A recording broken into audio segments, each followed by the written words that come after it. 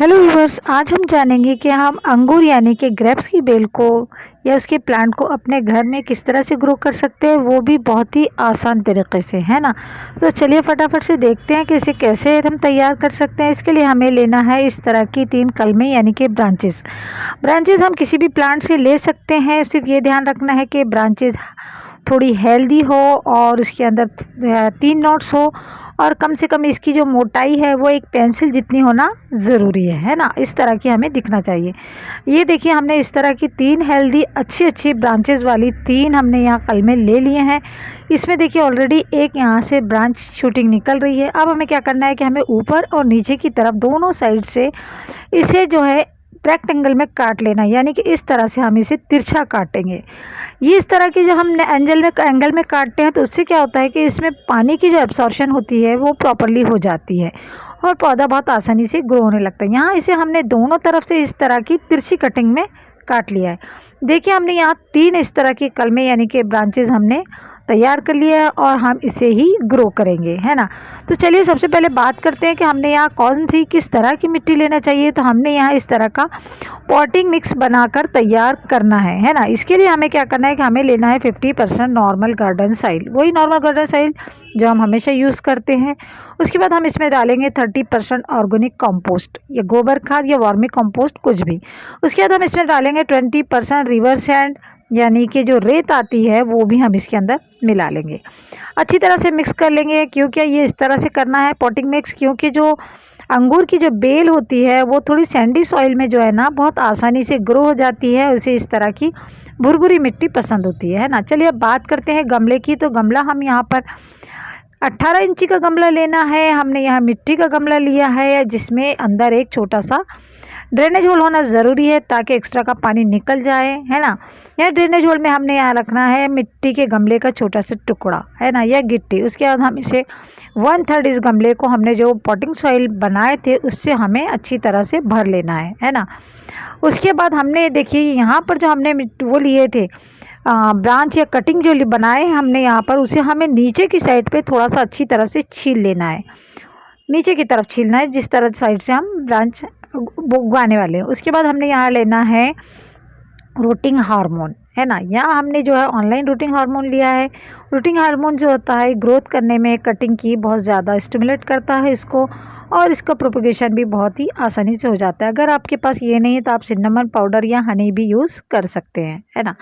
इसमें इसे हमने जो लास्ट की जो हमने जहाँ छीले थे, जहाँ से हमें इसे ग्रो करना है, उसमें इसे हमने थोड़ा सा इस तरह से लगा लेना है। अब हमें क्या करना है कि मिट्टी में बनाना है एक छोटा सा 3 से 4 इंची का हमें एक होल बना लेना है। जेंटली प्रॉपरली हमें इसे बनाना है।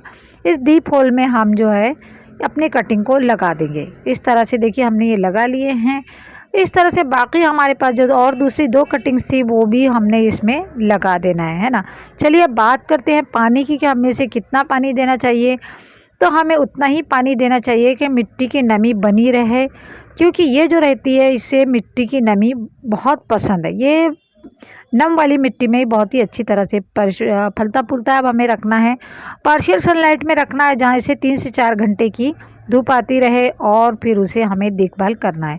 25 दिन गुजर चुके हैं। हमने देखे कि हमने जो कटिंग्स लगाए थे बहुत अच्छी तरह से ग्रो होने लगी है।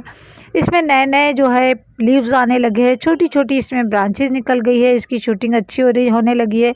इसका मतलब ये है कि हमने जो कटिंग लगाए थे वो बहुत अच्छी तरह से हमारी ग्रो होने लगी है। कहीं कहीं तो हम देखें यहाँ न्यू बर्ड्स आ गई है और इसकी वाइन यानी कि बेल भी ऊपर की तरफ धीरे धीरे बढ़ने लगी है। और इसके पत्ते देखिए कितने हेल्दी और अच्छे इसके पत्ते भी ग्रो होने लगे हैं, एकदम ग्रीन है। इसका मतलब ये है कि हम यहाँ 100% सक्सेसफुल हो गए हैं। चलिए अब देखते हैं हम इसकी रूट्स कैसी निकली है। एक हम यहाँ से प्लांट निकालेंगे और उसे पानी में डालकर देखेंगे कि हम किस तरह से, देखिए कितनी अच्छी तरह से हमारी इसमें प्लांट की ग्रोथ हुई है कि इसकी रूट से ही पता चलता है कि ये कितना अच्छा फलने फूलने लगा। अब हमें क्या करना है कि हमें इसे ग्राउंड में या फिर हमें एक बड़े से पॉट में, बड़े से गमले में, यानी 18 इंच से निकाल कर हम इसे 24 या 36 इंच के गमले में इसे ट्रांसफ़र कर देना है ना। धीरे धीरे देखिए हमने यहाँ इसे भी ट्रांसफ़र कर लिया है। 20 से 25 दिन और गुजर जाते हैं, ये थोड़ा सा और फलने फूलने लगता है। देखिए इस तरह की इसके अंदर नए नए बड़े बड़े पत्ते आने लगे हैं और बेल जो है हमारी ऊपर की तरफ बढ़ने लगी है। 2 महीने बाद हमारा प्लांट जो है वो काफ़ी अच्छी तरह से ग्रो हो जाता है, खूब घना हो जाता है। 4 से 5 महीने के बाद इसमें इस तरह के, देखिए आप देख रहे हैं, इस तरह के इसमें फ्लावरिंग होने लगी है। ये गुच्छों की शक्ल में फ्लावरिंग होती है।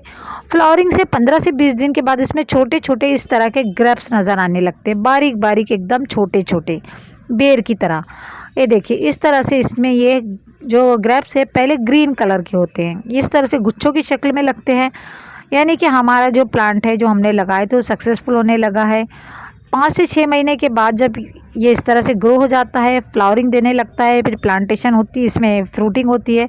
उसके बाद धीरे-धीरे करके इस तरह से पकने लगता है। जब ये पूरी तरह से अच्छी तरह से पक जाए और हमें ऐसे लगने लगे, आप चाहे तो 1 या 2 तोड़कर अपना टेस्ट भी कर सकते हैं कि ये इस तरह से पक गए हैं या नहीं। उसके बाद इट्स टाइम टू हार्वेस्टिंग। हमें क्या करना है कि हमें अपने जो अंगूर है उसे तोड़ लेना चाहिए, इसकी हार्वेस्टिंग कर लेना चाहिए। तो ये देखिए, आप चाहे किसी भी कलर का, किसी भी टेस्ट का आप ग्रेप्स लगा सकते हैं, green, red, pink, black, process same रहेगा, है ना। तो बस फिर आज की वीडियो में इतना ही। Thanks for watching.